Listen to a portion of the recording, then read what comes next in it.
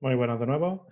Y hemos recibido muchísimas peticiones, no solo de nuestros alumnos, sino también de personas que son ajenas al centro y nos han pedido o sea, nos han preguntado, digamos, cómo se debe preparar la parte de los casos prácticos para el tema de las oposiciones a nivel de administración, para la especialidad de administración general.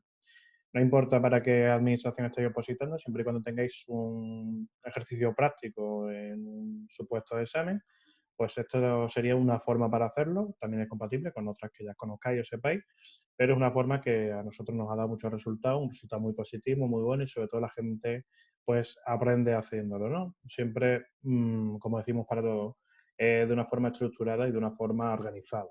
Bien, lo que traemos o lo que vamos a traer son también tips, que son pues, consejos que vamos a ir subiendo semanalmente para que a modo práctico veáis cómo debéis de orientar pues, los artículos que encontráis en las leyes que son oficiales en los programas. ¿De acuerdo? Bien, nosotros, como hemos dicho, lo hemos denominado tips para preparar los casos prácticos en las oposiciones de administración.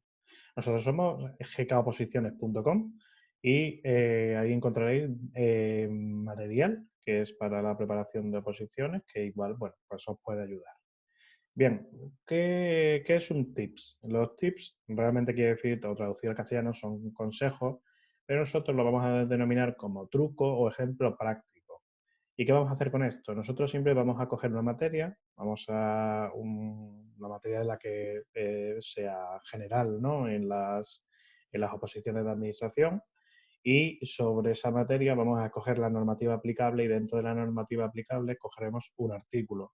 Sobre ese artículo pondremos un ejemplo práctico para que sepáis cómo se puede llegar a preguntar ese artículo en un caso práctico. Si no sabéis lo que es un caso práctico en sí, os recomiendo que veáis el tutorial anterior que explicamos qué es un caso práctico y ponemos un ejemplo donde desarrollamos 5 preguntas a modo de ejemplo para que veáis cómo se orientan o cómo pueden preguntar esto en la oposición.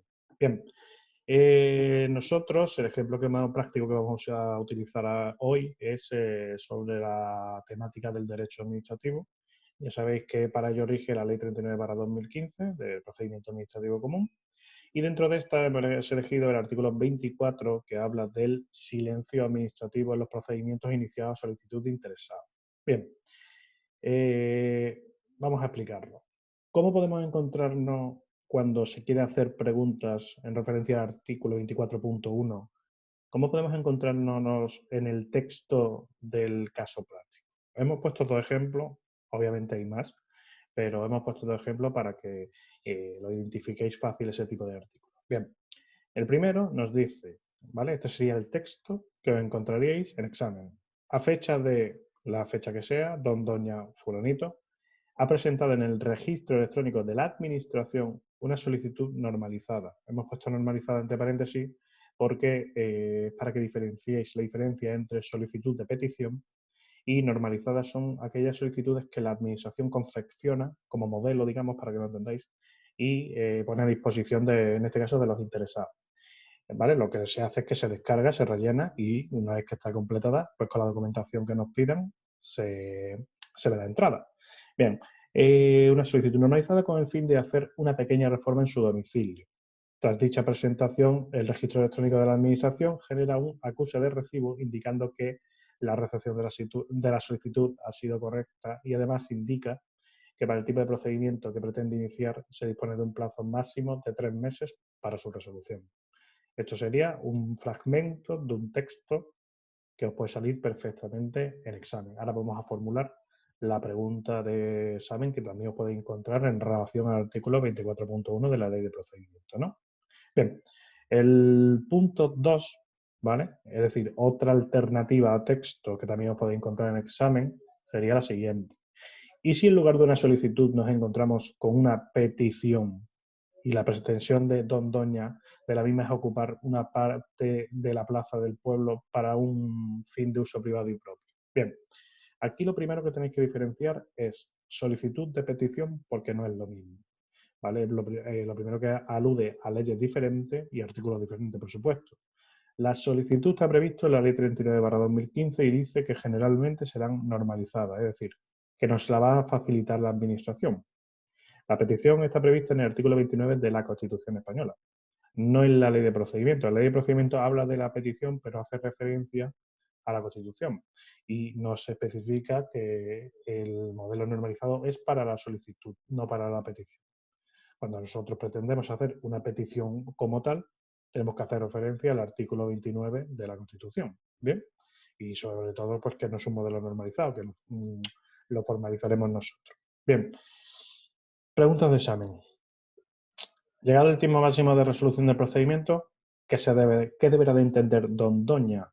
¿Vale? Pues lo que debe de entender, que es el silencio administrativo, que es una falta de resolución expresa, será una cosa u otra, es decir, será estimatorio o desestimatorio en relación a si ha presentado una solicitud o si ha presentado una petición, ya que no es lo mismo.